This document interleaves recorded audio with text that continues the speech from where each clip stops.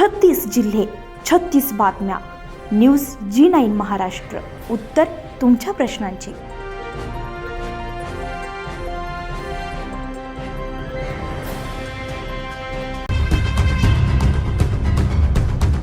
तिवसा तालुक्यातील गुरुकुंज मोझरी येथील एका 28 वर्षीय युवकानं विहिरीत उडी घेऊन आत्महत्या केल्याची धक्कादायक घटना समोर आली आहे. या घटनेमुळे संपूर्ण परिसरात तीव्र हळहळ व्यक्त होत असून मोझरी गावावर शोककळा पसरली आहे. शुभम अरुणराव राऊत, वय वर्ष 28, राहणार गुरुदेवनगर मोझरी असं मृत युवकाचं नाव आहे.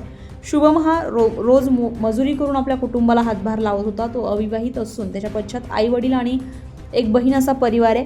ही घटना गुरुवारी 20 ऑगस्ट 2026 रोजी सुमारे 10 वाजेच्या सुमारास घडली आहे. गुरुकुंज मोझरी येथील दिंडेकर कॉलनी परिसरातील एका जुन्या पिंपळाच्या विहिरीमध्ये शुभमने उडी घेतली. या घटनेची माहिती पसरताच घटनास्थळी नागरिकांनी मोठी गर्दी केली होती. घटनेची माहिती मिळताच तिवसा पोलीस प्रशासनानं तातडीने घटनास्थळ गाठलंय.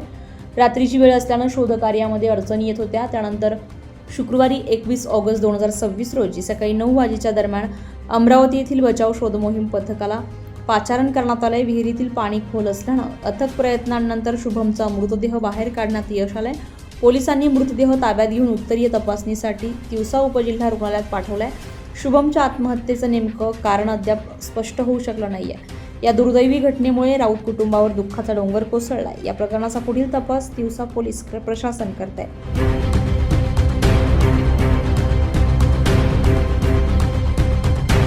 न्यूज G9 महाराष्ट्रासाठी नंदकिशोर मते, तिवसा.